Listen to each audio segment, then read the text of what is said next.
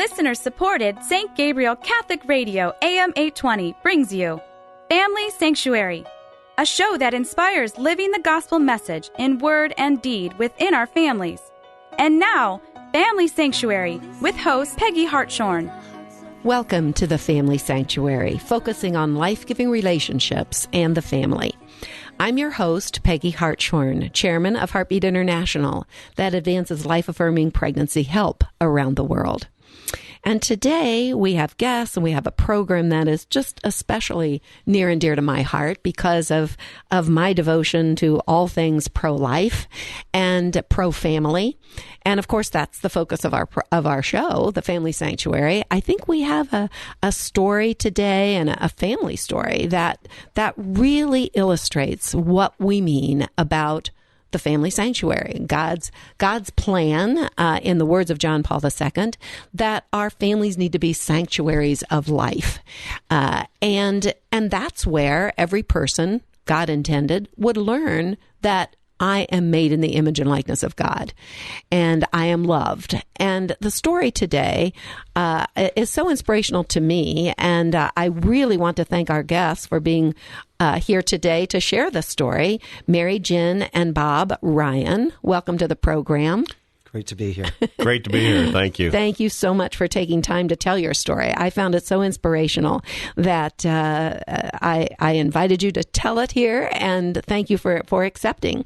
Mary, Ginn, and Bob have been married 45 years, and they're members of St. Catherine's Parish, along with their wonderful family of 11 children. So congratulations. Thank you. Thank you.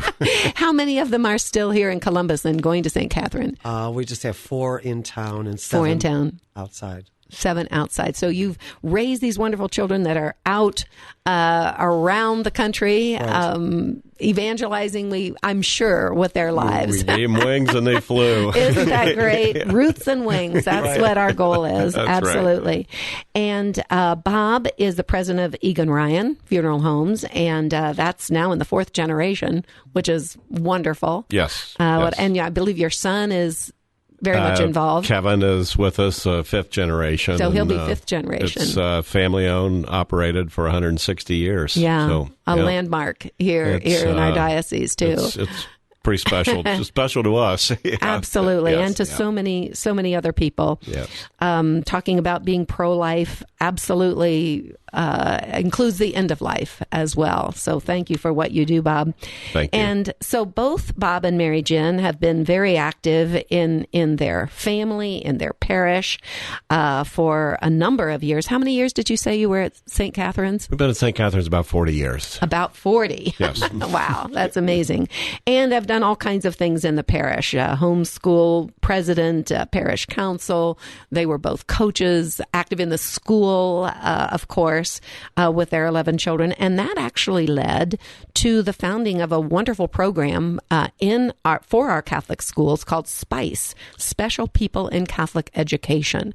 We're going to actually do an entire program with Bob and Mary Ginn on SPICE. So look for that in our archives as well. Your story of your 11th child, Megan, who was born with Down syndrome, is what led you to the founding of SPICE, Special People in Catholic Education. Correct. Yeah. So we'll focus on that program, what it is and what it does, but we want to hear about Megan's story specifically today and how that has impacted your family, you as a couple, your marriage, your involvements, your parenting, and what that wonderful family life that you've given Megan has meant in her flowering, which is a beautiful, beautiful story. So thanks again for being willing to share. And let's start at the beginning. Mary Ginn, and by the way, Mary Ginn, I love, Mary Ginn is such a unique name. You told me where the gin comes from. Right. Where does the gin come from, Mary? So it's Mary Virginia. Uh-huh. I'm one of my 2 sisters. We all have the first name Mary. My dad made a vow to the Blessed Mother if he ever had a daughter, he had 5 brothers, that he would name them Mary. Mm-hmm. So we have Mary Virginia, Mary Joan, Mary Madeline. my brothers couldn't save Virginia, so it came down to Ginn. Mary Ginn. That's such a beautiful story. I love that. Love that faith. And look what God did. Yeah. Gave him 3 wonderful daughters. Yeah, that's beautiful. Well, so how did Megan's story begin? Megan's story began on December 2nd, 1993. I woke Bob up and said, a baby's going to be born today. We had no idea. The baby's going to be born today. But, of course, as a mother of 11 or 10, I wanted to make sure that kids got out to school. The laundry was caught up, blah, blah, blah. So she's not going to be born until I get all this work done. Well, God had different plans. So Megan was born at home. And, and looking back, it was a beautiful thing that God gave us because we had that time to bond with Megan, just Bob and I. Then the medics came and we went to the hospital. And we weren't at the hospital more than 10 minutes. And they came in and said, your daughter has Down syndrome. And, that journey has transferred forever, Sure. It's changed. I mean, it's not something we expected. You have 10 children, you're thinking, okay, this is just a routine, blah, blah, blah. Well, it's not. It was a beautiful story. It's a beautiful journey for us. Sure. But when she was born there at home, how much time did you have before you were whisked off to the hospital? We had about 10 or 15 minutes. Mm-hmm. Right. So you could really bond with her. Yeah. And you had no idea at that point that every child is special, but that this one would lead to some very special challenges and opportunities. Right. It started out to be a very special day, and it's been a great journey ever since. Were you there, Bob, when the baby was born? Oh, yeah. I delivered Megan. Oh, my goodness. I did have time to call 911 first. The funny story was we had a golden retriever at the time that was probably 150 pounds. And so I called 911. We were upstairs in our bedroom, and before we knew it, there were 12 firemen at the front door. But nobody would come in the house because the dog was down there. Well, this dog wouldn't hurt a flea, but the firemen would come in. And I kept telling them, come on up, we're ready. And they said, we can't come in the house till the dog. I said, I'm a little busy up here. Okay, you need to take care of the dog yourself. Okay, so they did, and they came up, and it was a special day for sure. God gave you that bonding time. Oh, yeah. He did. It was pretty. Megan probably knows the story of her birth. Yeah. Oh yes. She enjoy that. She thinks she's a celebrity. She is a celebrity. Sure. All those firemen there. For sure. That's great. So I know when we were talking, you say that the journey with Megan wasn't what you expected, but it's been a great journey. And by that, do you mean, Mary Ginn, like you said, well, as our 11th child, this is going to be like our other children. Right. And then, God gives us Megan, and she's opened our lives to so much more than the other children. I mean, a different path we've taken. Sure. Everything wasn't just the same as you. Yeah, you thought you were pros at this. I mean, we'll just go along the same path. Right. Mm-hmm. And I think, I don't want to speak for other people, but I think that's the, idea you have in your head. You have 1 or 2 or 3 children. Well, why wouldn't the 4th? You never. We know how to do this, right? Yeah. Mm-hmm. And then you're surprised, you're shocked, and then great things happen in your life. Yeah. So tell us about how did that then start developing in Megan's babyhood and her when she got to school age. What are some of the things in the early part of her life that were opening so many different avenues for you and your family? Well, I remember the children, explaining to the children what this was, and what Megan had, because she was in the hospital longer than the other kids, and so our oldest. He was 17. Anyway, so, and yet went down to the next one. The youngest was 2 or 1.5. And so explaining to them about this syndrome, and they were kind of shocked. The older ones didn't understand, and the younger ones didn't understand either how this impacted the family. And, a lot of reassurance. But on this, and the sad part of the whole thing was that people would comment to us, we're so sorry. So, from the very beginning, Mary Ginn went to the hospital in the squad, and I, came later. And when I got, it was just pretty amazing. the whole scenario was it was almost like there had been a death. The social worker came in and was painting all these pictures. They actually told us that we could institutionalize Megan if we wanted to immediately. Oh my goodness! 26 years ago. Everybody, a lot of apologies, a lot of sorrow. And, here we are, we're holding this beautiful little baby girl, gorgeous blue eyes. And I can remember, what are we so sorry about? I mean, this little girl was beautiful. This precious little baby. So I think from the beginning that was kind of our attitude. We I can remember saying, if one more person comes in this room and tells us they're sorry, I think I'm going to punch them in the nose. That's, wow. So I think that was kind of our attitude from the beginning. Megan is one of our beautiful children, and everything is going to be great. Sure. So we had a very positive attitude, and what a beautiful family pro-life attitude. Of course, that's who you were. That's who you are. Well, we talk about it. It's been a wonderful journey, and the old story about you head out to Cleveland and you end up in Indianapolis, and well, that's kind of what happened with Megan. We thought we were having another baby, and we ended up having somebody totally different having journey. One with Down syndrome. You know what? Cleveland's a great city, but Indianapolis is a great city too. There's a lot of great stuff going on there. So that's beautiful. It was more of a surprise than a disappointment. Sure. And isn't it sad, that attitude of our culture, of the medical profession, of people in general? I mean, being involved in pregnancy help since 1973, my husband and I, that's been our commitment. And so many women have told me, even going into the doctor's office pregnant for the third time, it's immediate. The doctors will say, or someone will say, well, what your options are. The attitude that they just don't understand the openness to human life. And you're leading such a countercultural life, of course, with your attitude. We were talking a little bit before the program about that big headline that attracted everyone's attention recently, that Norway, or one of the Scandinavian countries, had wiped out Down syndrome. No babies born with Down syndrome. Well, that's, of course, because they're what sometimes we've called the search and destroy mission. They find out the genetic abnormality, the chromosomal abnormality, and those babies are aborted.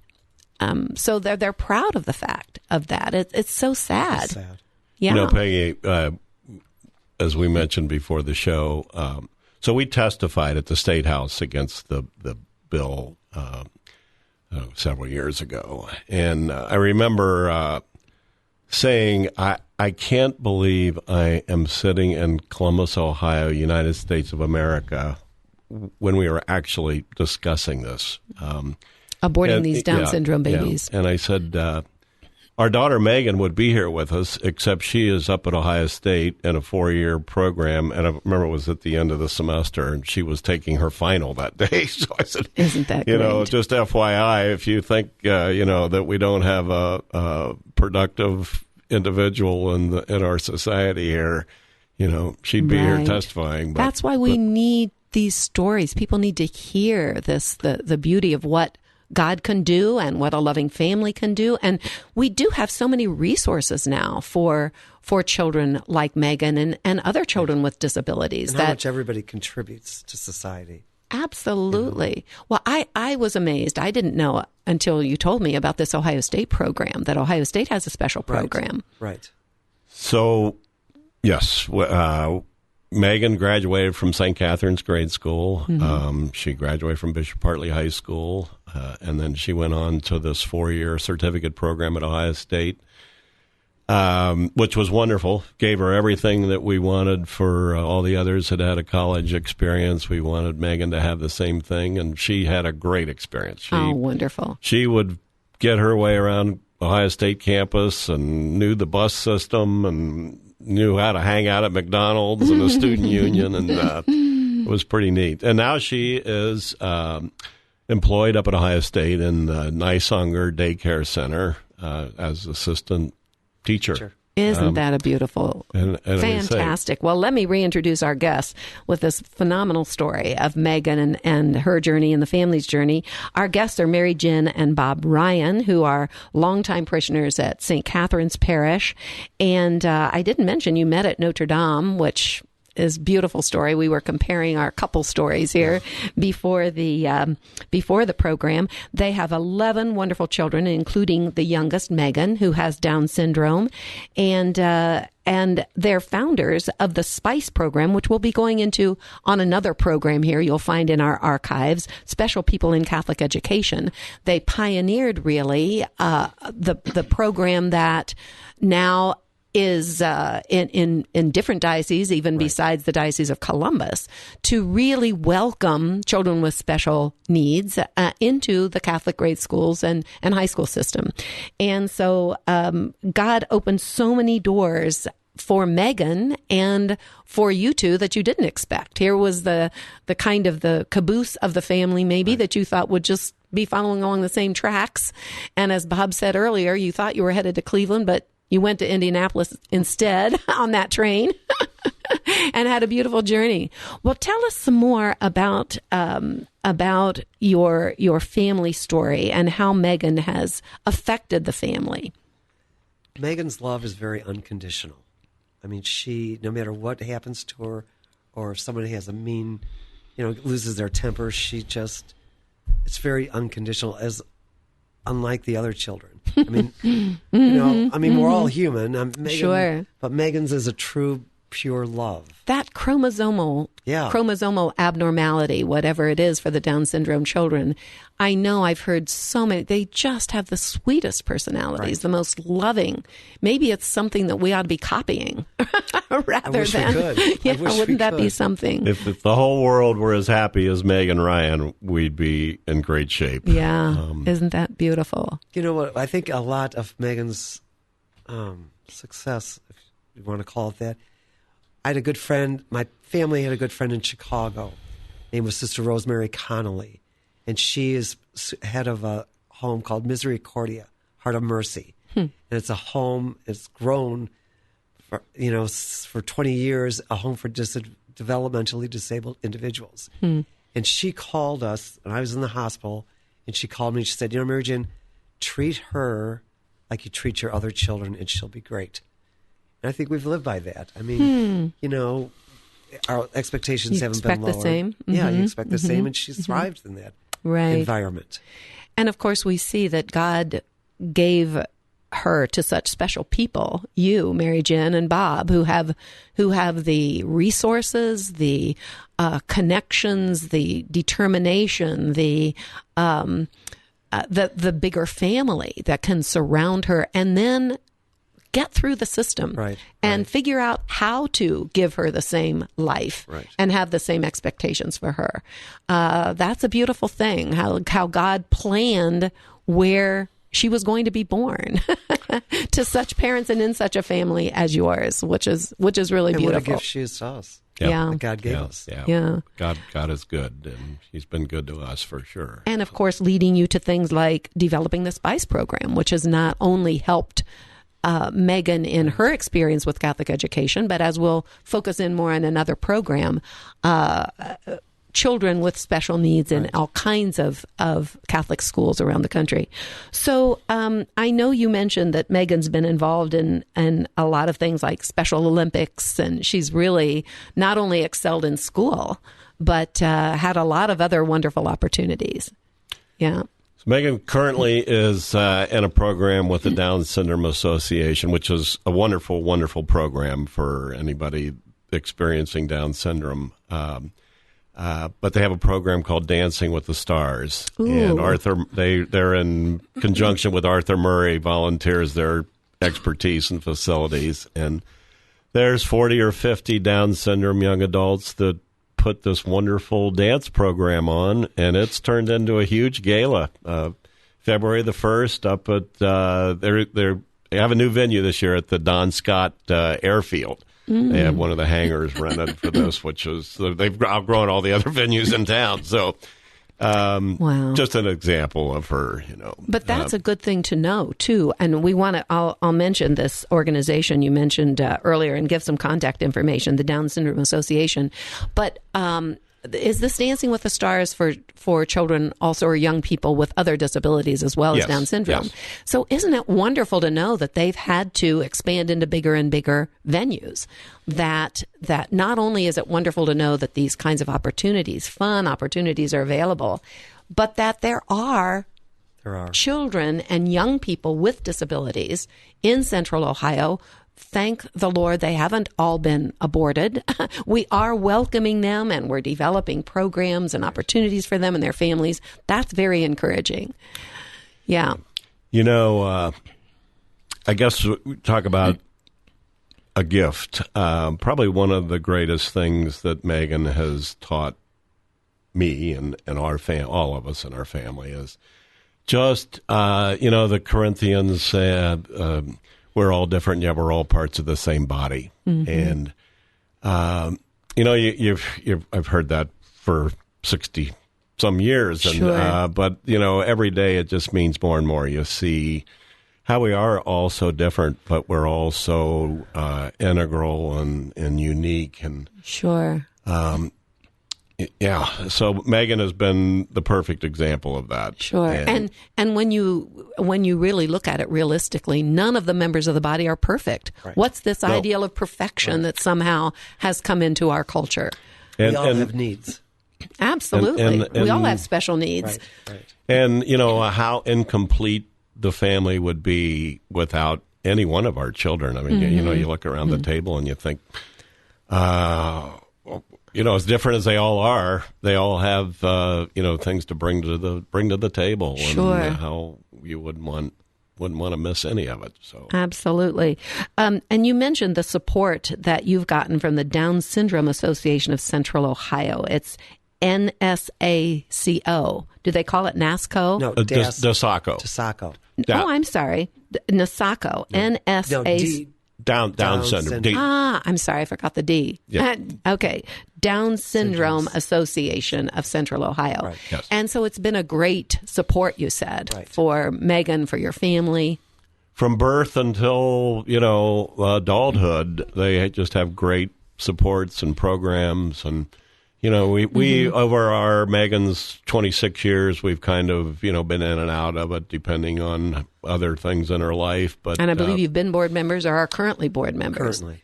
Mary Jen and wonderful. Megan are both board members. And Megan, too. And Megan, great. Yes, so, Isn't that great? So I would imagine this is a wonderful resource for our listeners, people who either know someone with a Down syndrome child or perhaps someone with a Down syndrome diagnosis in pregnancy. And they're wondering, I'm sure they're not getting from the doctors and the medical people much encouragement for continuing that pregnancy. And so I bet this organization would be a very good resource. Right. It's a great resource. Okay, yes. It's called DSACO. Am I correct there? So it's DSACO.net. Or people could go to info@DSACO.net. And they're located on, is it East North Broadway? Yes, right. Okay, And a convenient location. Broadway. That's wonderful. Yeah, that's so great to know that there's such a resource. Do they refer people to other couples, perhaps, who have Down syndrome children? Yeah, they do. They have a new parent, mentor, mentee. Yeah, I bet that's something you've done as well. We in informal ways, at least. Informal ways, right? Yeah, right. Yeah. Well, tell us another story about Megan. We've just got a couple minutes left. Let me hear another story that would be so encouraging, I'm sure, about Megan or Megan and your family. What's one of your favorite stories? Well, there's so many. They're both smiling. Well, I can remember when Megan was born and the doom and gloom that the hospital was giving to us. And so Megan has 8 older brothers. Mm-hmm. And I'm thinking, I am pretty positive that Megan is going to be the least of our problems in the years to come. Okay, so it's just proven true. And Megan has been a good younger sister, and I think my premonition was correct over the years. Yeah, so she wasn't the one that gave you the most headaches, not at all. The most sleepless nights. No. The other thing about Megan is she has put life in perspective for the children. You know, the littlest milestones that she would achieve that we all take for granted, whether it's sitting up, walking, crawling, you know, and now there's huge applause for her too, and they appreciate. And so that transfers out into their life outside of our family, you know, that they look at people and appreciate the needs that others have, and they're more patient. I mean, we're all much more patient and more compassionate. Sure. And understanding of the great gift that God has given each and every one of us. Yeah. So you see how God has used Megan. For sure. And to transform your family in ways that you never would have expected. Each of your children has learned from Megan and brought that into their life. There's many times that Megan is used as an example of God's love for us, you know, which is kind of hard to wrap your arms around sometimes, the vastness of that. But yeah, when you look at Megan's love for all of us and our love for Megan, it puts it in perspective. It's beautiful. Absolutely beautiful story. Well, thank you so much, both of you, for being willing to share this story. I wish we could talk some more, and we will. We're going to be doing a program on Spice, the program you founded, and I'm sure we'll hear some wonderful stories. And so I hope our listeners will look in the archives for both of our programs with Mary Ginn and Bob Ryan, who are from St. Catherine's Parish, and their youngest daughter, Megan. What a beautiful story. Thank you again for being with us. Thank you. Thanks, Peggy. Yes. And you're listening to the Family Sanctuary on St. Gabriel Catholic Radio, and I'm your host, Peggy Hartshorn, with archives at stgabrielradio.com and streaming live on stgabrielradio.com. The Family Sanctuary is broadcast at 4 o'clock every Saturday and 2 o'clock on Sundays. So please join us again to strengthen our families and make them sanctuaries of life as God intends. Family Sanctuary is a production of listener-supported St. Gabriel Catholic Radio, AM 820. Archives of Family Sanctuary with Peggy Hartshorn are available at stgabrielradio.com. Veni, Sancte Spiritus, veni per Maria.